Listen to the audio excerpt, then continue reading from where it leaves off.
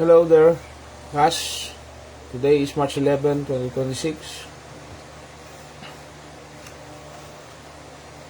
And our subject, dispute resolution and crisis incident management. We are now in the chapter 5 in international commercial arbitration. International commercial arbitration.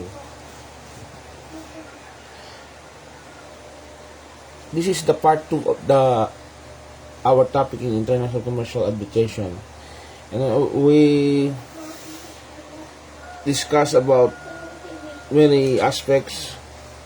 Okay, we just review terms applicable to international commercial arbitration and the rules on international commercial arbitration. When is a written communication deemed to receive? Arbitration agreement composition of arbitral tribunal, the grounds to challenge an arbitrator. Okay? The grounds to challenge an arbitrator. Okay? Jurisdiction of arbitral tribunal, the conduct of arbitral proceeding, on venue of arbitration, on hearing and written proceedings, decision making by panel arbitrators, terminations on proceedings and the ground vacate, arbitral award application for setting aside an exclusive course against arbitral award. Okay, so we discuss about that chapter 6 of our lesson. Chapter 5,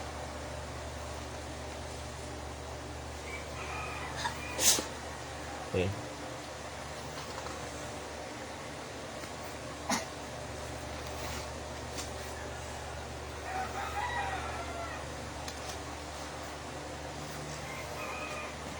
Okay.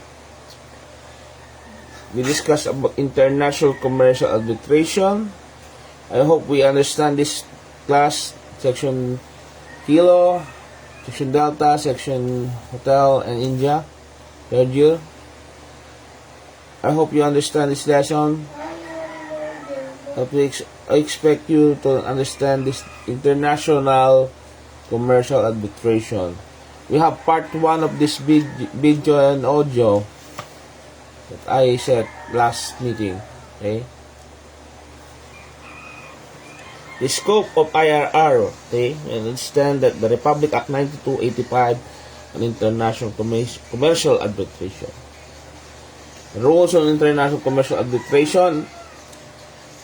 The written communication received, the right to object waived, and to extend the extent of court intervention. Okay. The functions performed by appointing authority, arbitration agreement, composition of arbitral tribunal, jurisdiction of arbitral tribunal, and the conduct of arbitral tribunal proceedings. Okay. Ito po yung ating mga napag-aralan ng nakaraan. I just recap our lessons. Okay.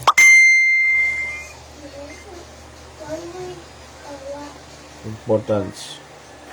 We discussed lately the rules on international commercial arbitration. Okay. When is a written communication deemed to receive? Unless otherwise agreed by the parties. Any written communication is deemed to have been received if it is delivered to the addressee personally or at his/her place of business, habitual residence, or mailing address. If none of these can be found after making a reasonable inquiry, a written communication is deemed to have been received. If it is sent to the addressee last known place of business, habitual residence, or mailing addressee by registered letter or any other means which provides a record of the attempt to deliver it. The provision of this article do not apply to communication in court proceedings, which shall be governed by the rules of court. Article 4.3 IRR Republic Act 9285. Question. May the right to object be waived? Yes, the right to object may be waived. Any party who knows that any provision of this chapter from which the parties may derogate or any requirement under the arbitration agreement has not been complied with the yet proceeding with the arbitration without stating the objections. Persistent compliance without undue delay or if a time limit is provided. Therefore, within such period of time shall be deemed to have waived the right to object. Article 4.4 IRR Republic Act 9285. What is the extent of court intervention? In matters governed by this chapter, no court shall intervene except where so provided in the ADR Act. The special ADR rules shall apply to the use of Philippine courts for the matters covered by the ADR Act. Article 445 IRR Republic Act 9285. What other duties must be appointed according to fulfill? The functions referred to in this paragraph C and D of Article 4.11, appointment of arbitrators, and paragraph C of Article 4.3, 4.13, challenge procedure, a paragraph A of Article 4.14, failure of impossibility of to act. Okay. The question is, what are the other duties must be appointing authority to fulfill? I repeat, in letter A, the functions referred to in paragraphs C and D of Article 4.11, appointment of arbitrators, and paragraph C of Article 4.13, challenge procedures, and paragraph A of Article 4.14, failure of impossibility to act, shall be performed by appointing authority as defined in Article 1.6 C1 unless the latter shall fail or refuse to act within 30 days from receipt of the request, in which the case the applicant may renew the application with the court. The appointment of an arbitrator is not subject to appeal or motion for reconsideration. The functions referred to in paragraph C of Article 4.16, competence in arbitration tribunal, on rules on its jurisdiction. The functions referred to in paragraph C of Article 4.16, competence of arbitral tribunal to rule on its jurisdiction. Second paragraph, Article 4.34, application for setting aside an exclusive recourse against arbitral award. Article 4.35, recognition and enforcement. Okay. In Article 4.38, venue and jurisdiction shall be performed by appropriate regional trial court. A court may not refuse to grant, implement, or enforce a petition for interim measure, including those provided in Article 4.9. Arbitration agreement and interim measure by court. Article 4.11, appointment of arbitrators. 4.13, challenge procedure.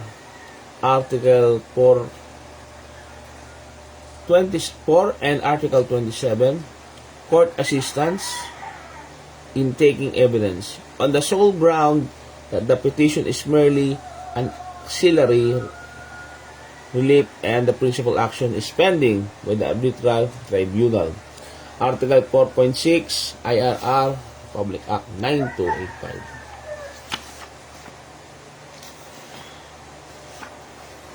Arbitration agreement.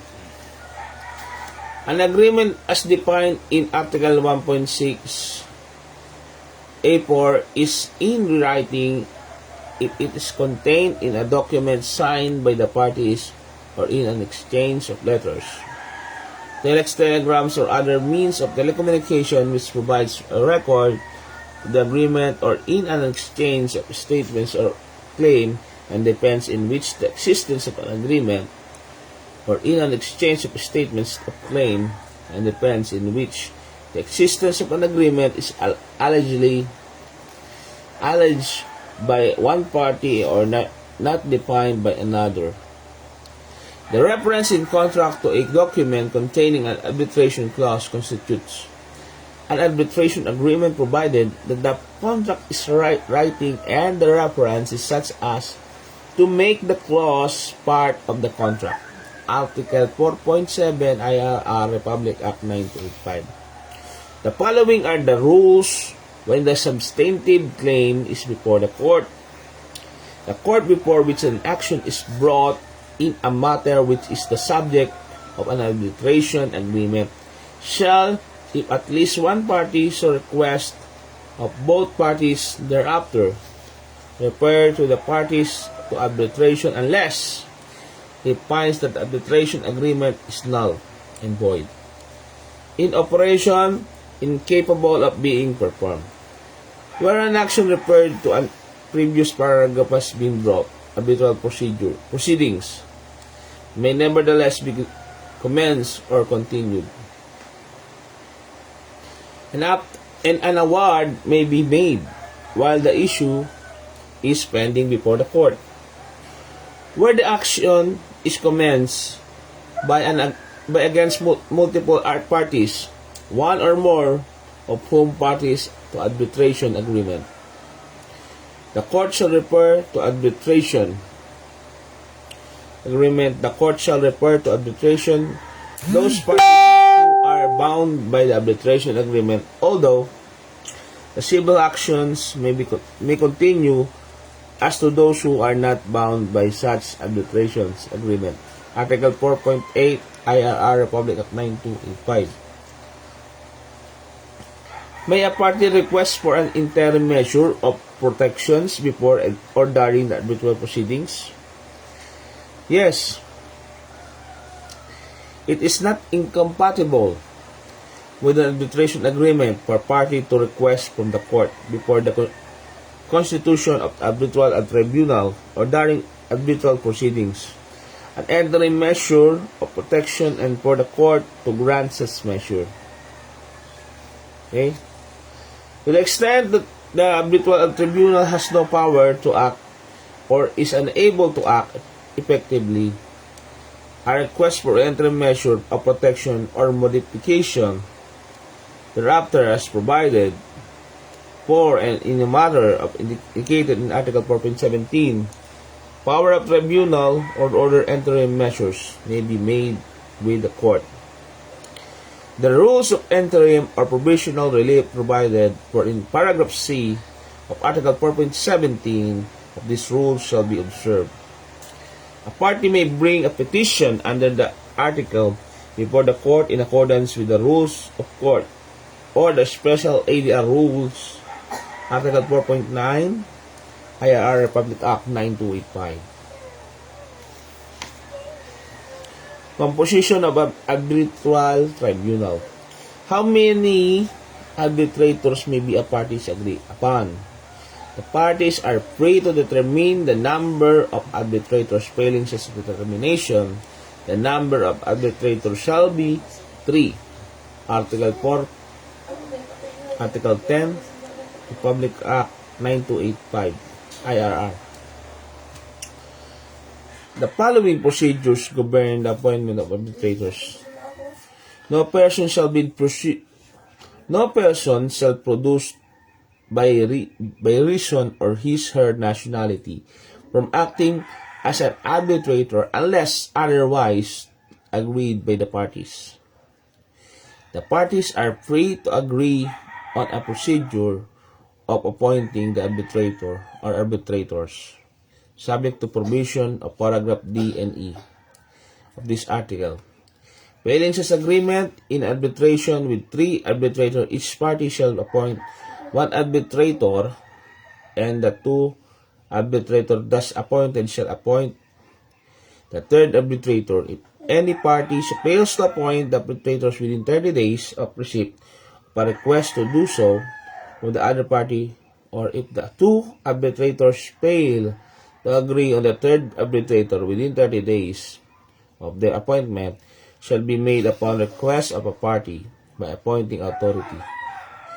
In an arbitration with a sole arbitrators, if the parties are unable to agree on arbitrators, he shall be appointed upon request of party by appointing authority. Where under the appointment procedure agreed upon parties, a party fails to act as required under such procedure, or the parties or procedure are unable to reach the agreement expected to them under such procedure. A third party, including an institution, has failed to perform any functions entrusted to it under such procedure. Any party may request the appointing authority to take the necessary measure to appoint an arbitrator unless the agreement on the appointment procedure provides other means for securing the appointment. If paragraph C and D of these rules say that the appointing authority is to make decisions on the matter, the decision must be carried out away and cannot be changed or appealed. The appointing authority shall have in appointing an arbitrator due regard to any qualifications required of arbitrator by the agreement of the parties, and to such a consideration as are likely to ensure the appointment of an independent and impartial arbitrator. And in the case of sole and third arbitrator, shall take into account as well the advisability of appointing an arbitrator of a national other than the rules of court of the Special IDR Rules, Article 4.11, IR Republic Act 9285.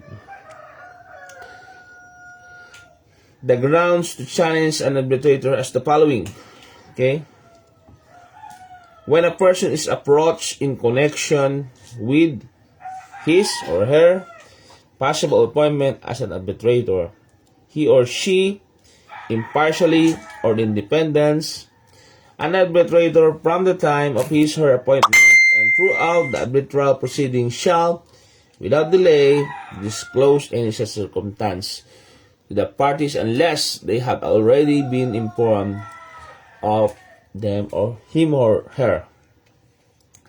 An arbitrator may be challenged only if the circumstances exist that give rise to justifiable doubt as his or her impartiality or independence, or if he or she does not possess qualification agreed to by the parties. A party may challenge an arbitrator appointed by him or her, or in whose appointment he or she has participated only for reasons of which he or she becomes aware after the appointment has made. Article 4.12 IR Republic Act 9285. The procedure in challenging the arbitrator is as the following. The parties are free to agree on a procedure for challenging an arbitrator, subject to the approbation of this article. Failing such agreement, a party who intends to challenge an arbitrator shall, within 15 days after becoming aware of the constitution of the arbitral tribunal, or after becoming aware of the circumstances referred to in paragraph B of Article 4.12, grounds to challenge, send and written statement of the reason of the challenge to the arbitral tribunal. The arbitral tribunal shall decide on the challenge unless the challenge arbitrator withdraws from his or her office or the other party agrees to the challenge. Any challenge made the following: a procedure agreed upon by both parties or the procedure outlined in B in this article will be successful. The challenging party may ask the appointing authority to make a decision within 30 days of receiving notice that the challenge was turned down.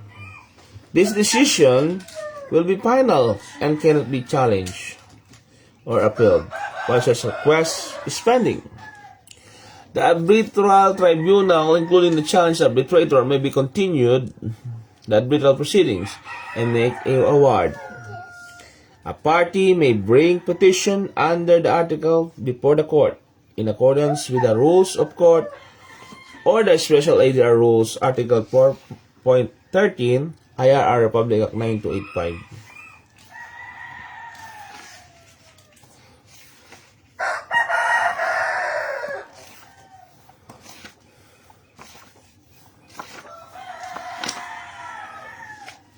Okay.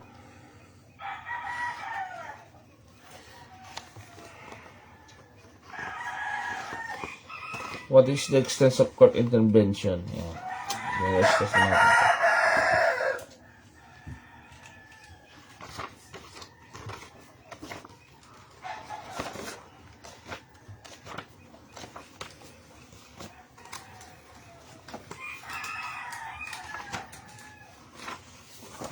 Pause.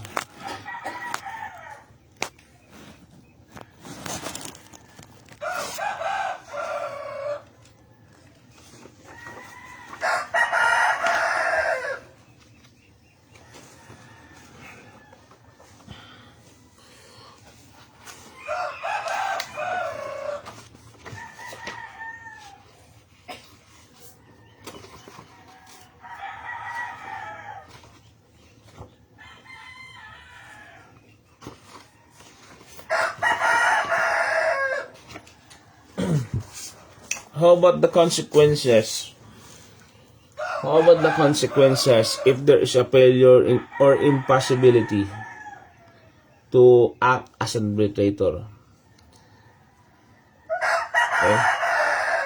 If an arbitrator becomes de jure or de facto unable to perform his/her functions or for other reasons fails to act without undue delay, his/her mandate terminates if she withdraws from his/her office, or if the parties agree of the termination. Otherwise, if the controversy remains concerning any of these grounds, any party may request the appointing authority to decide on the termination of the mandate, which decision shall be immediately executory and not subject for motion to reconsideration or appeal. If under the article or paragraph B of Article 4.13 challenge the procedure, an arbitrator withdraws from his or her office or a party agrees for termination of mandate of an arbitrator, this does not imply acceptance of the validity of any ground referred to in this article or in paragraph B, Article 4.12, grounds for challenge, 4.14, IRR Republic Act 9285.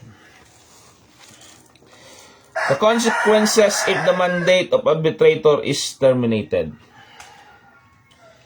Where the mandate of arbitrator terminates under Article 4.13, challenge procedure, and 4.14, failure of impossibility to act.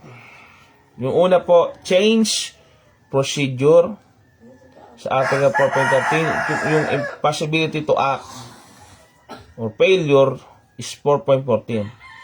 Or because of his or her withdrawal from office or for any other reason, or because of revocation of his or her mandate. A substitute arbitrator shall be appointed according to the rules that were applicable to the appointment of arbitrator being replaced. Article 4.15 IR Republic Act 9285. Jurisdiction of arbitral tribunal. The competence of arbitral tribunal on rule on jurisdiction. The arbitral tribunal can decide on its own jurisdiction, which includes any objection to the existence or validity of the arbitration agreement or any condition that must be met before the request for arbitration can be made for the purpose of arbitration clause, which forms a part of contract shall be treated as an agreement independent of the other terms of the contract. A decision by the arbitral tribunal that the contract is null and void shall not entail ipso jure the invalidity of arbitration clause. Pag-uusapan po natin yung jurisdiction of arbitral tribunal. Okay? A plea that arbitral tribunal does not have jurisdiction shall be raised not later than the submission of statements of defense in an answer to the motion to dismiss. A party is not precluded from raising such plea by the fact that he or she has appointed or participated in appointment of an arbitrator. A plea that the arbitral tribunal is exceeding the scope of the authority shall be raised as soon as the matter allegedly be beyond the scope of its authority is raised. During the arbitral proceeding, the arbitral tribunal may in either case admit a later plea if it considered delay justified. The arbitral tribunal may rule on plea referred to in paragraph B of this article either as preliminary questions or in an award on merits. If the arbitral tribunal decides as a preliminary questions that it has power to hear the case,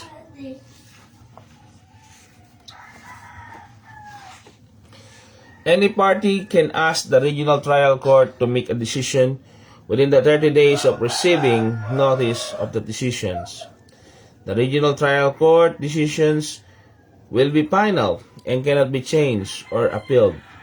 While such a request is pending, the arbitral tribunal may contribute the arbitral proceedings and make an award. Article 4.16 IRR Republic Act 9285. Does the arbitral tribunal have the power to order interim measure unless otherwise agreed by the parties? Arbitral tribunal may, at the request of the party, order any party to take such interim measure or protection, as the arbitral tribunal may consider necessary in respect on the subject to matter of dispute following paragraph C. Of this article, such interim measures may include, but shall not be limited to the preliminary injunctions directed against the party, appointment of receivers or detention, preservation, inspection of property that it is the subject of a dispute arbitration.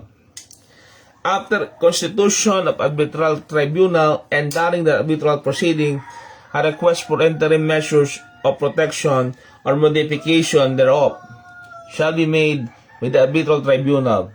The arbitral tribunal is deemed constituted when the sole arbitrator of the third arbitrator who has been nominated has accepted the nomination and written communication of said nomination, and acceptance has been received by the party making the request. The following rules on interim or provisional relief shall be observed. Any party may request the interim or provisional relief shall be observed such as relief may be granted. A. Prevent irreparable loss or injury. B. To provide security for the performance of obligation. C. To produce or preserve evidence. D. To compel any other appropriate acts of omission. The order granting provisional relief may be conditioned upon the provision of security or any act or omissions specified in order. Interim or provisional relief is requested by written application transmitted by reasonable means to arbitral tribunal and the party against whom relief is sought, describing in appropriate detail and precise relief, the party against whom the relief is requested, the ground for the relief, and the evidence supporting the request. The order granting or denying an application for the interim relief shall be binding upon the parties. Either party may apply with the court for assistance in implementing or enforcing an interim measure ordered by an arbitral tribunal. A party who does not comply with the order shall be liable for the damage resulting from non-compliance, including all expenses and reasonable attorney's fees paid in obtaining the order's judicial enforcement, based on Article 4.17 IR Republic Act 9285. Class, paki-review nyo lang yung 9285. Mababasa nyo din yung ating mga lectures. Nandyan po yung kung nagkakat kayo ng module, i-print nyo na lang po yung Republic Act 9285. Nandyan po lahat yung pag-aaralan po natin. Okay, proceed. Just proceed, class. Okay. Conduct of arbitral proceedings.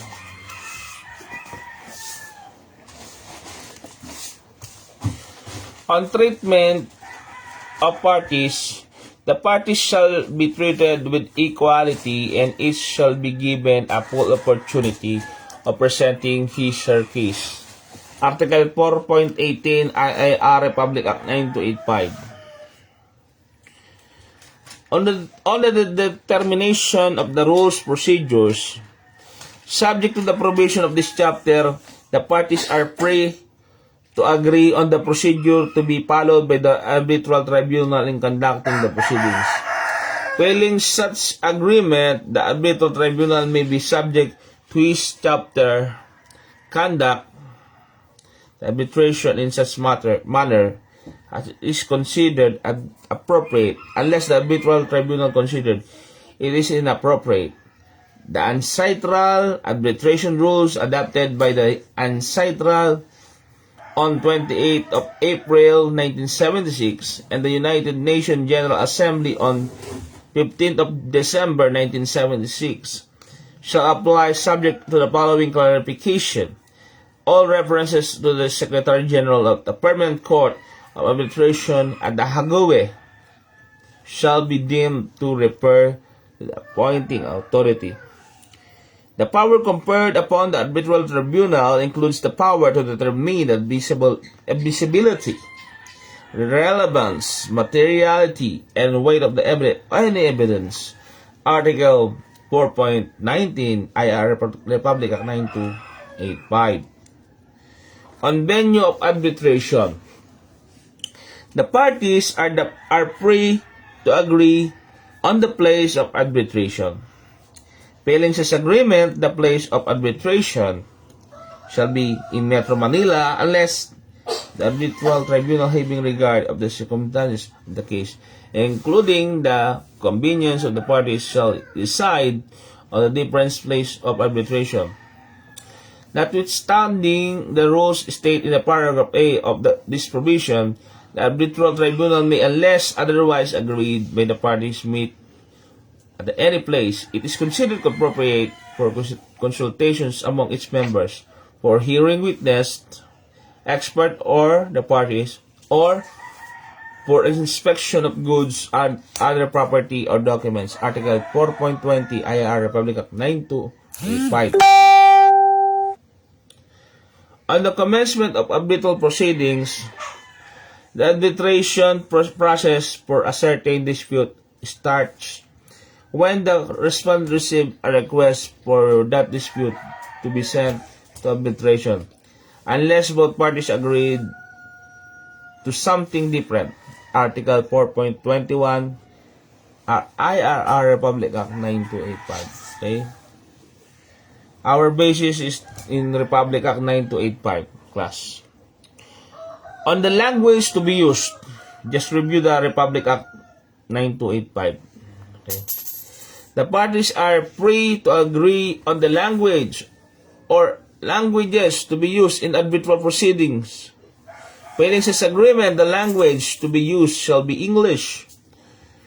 This agreement, unless otherwise specified therein, shall apply to any written statements by any party or any hearing and any word, decision and other communication by arbitral tribunal. The arbitral tribunal may order that any documentary evidence shall be accompanied by a translation into a language agreed upon the parties are determined by arbitral tribunal in accordance with the paragraph A of the Article 222 IR Republic 9285. On the statements of claim and defense. Okay, in statements of claim and defense, within the period of time agreed by the parties or determined by the arbitral tribunal, the claimant shall state the facts supporting his or its claim, the points at issue, and the remedy sought. And the respondent shall state his or his defense in respect of these particulars unless the parties have otherwise agreed as the required elements of statements. The parties may submit with their statements all documents they consider to be relevant or may add a reference to the documents or other evidence they will submit. Unless otherwise agreed by the parties, either party may amend or supplement his or her defense in the course of arbitral proceedings, unless the arbitral tribunal consider it inappropriate to allow such amendments, having regard to the following delay in making it. Article 4.23 in IRR Republic Act 9285 on hearing and written proceeding. On hearing and written proceedings, as long as both sides don't agree otherwise, the arbitral tribunal will decide whether the proceedings will be based on documents and other materials or whether there will be oral hearings where evidence is presented and arguments are made. However, unless the parties have agreed that no hearings at an appropriate stage of the proceedings, if so requested by the party, the parties shall be given sufficient advance notice of any hearing, of any meeting of the arbitral tribunal for the purpose of inspection goods, other property of or documents. All statements, documents, or other information supplied to the arbitral by one party shall be communicated to the other party. Also, an expert report or evidentiary document on which the arbitral tribunal may rely in making its decision shall be communicated to the parties based on Article 4.24 IR Republic Act 9285. On default of the party, unless otherwise agreed by the parties, if without showing sufficient cost, the claimant fails to communicate his statement of claim is accordance in paragraph A, Article 4.23, Statement of Claim and Defense, the arbitral tribunal shall terminate the proceedings. The respondent fails to communicate his or its statement of defense in accordance with paragraph A, Article 4.23, Statement of Claim and Defense. The arbitral tribunal shall continue the proceedings without treating such failure in itself as admission of the claimant's allegations. Any party fails to appear at a hearing or to produce documentary evidence, the arbitral tribunal may continue the proceedings and make the award on the evidence before it. Article 4.25 IRR Republic Act 9285. On expert appointed by the arbitral tribunal. The arbitral tribunal, unless the parties agreed otherwise, may appoint one or more expert to provide reports to it on particular issue for arbitral tribunal to decide on. May require a party to give expert any relevant information or to produce or to provide access to any relevant documents, goods, or other property for his or her inspection. Unless otherwise agreed by the parties, if a party so requests or if the arbitral tribunal considers it necessary, the expert shall, after delivery or his or her written or oral report, participate in a hearing where the parties have the opportunity to put questions to him and to present expert witnesses in order to testify on points at issue. Article 4.26 IAR Republic Act 9285. On court assistance in taking evidence. The arbitral tribunal or a party with the approval of arbitral tribunal may request from the court of the Philippines assistance in taking evidence. The court may execute the request within its competence and according to its rules on taking evidence.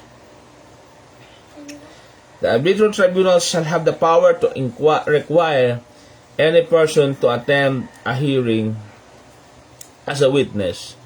The arbitral tribunal shall have the power to subpoena witnesses and documents on the relevance of testimony and the materiality thereof has been demonstrated to it. The arbitral tribunal may also require the retirement of any witness during the testimony of any other witness. A party may bring a petition under this section before the court in accordance with the rules of court of the section or special ADR rules, Article 4.27. IR Republic Act 9285. Rules applicable to the substance of dispute. The arbitral tribunal shall decide the dispute in accordance with the laws that the parties have agreed are relevant to the dispute substance. The name of the state law or legal system means that it applies directly to the state of substantive law, not in conflict with the law of law or rules unless it says otherwise. Without any designation from the parties, arbitral tribunal must apply the law that it deems appropriate under the conflict of laws of rules. Okay. Arbitral tribunal shall decide ex aequo et bono or as amiable compositure only if the parties have expressed authorized to do so.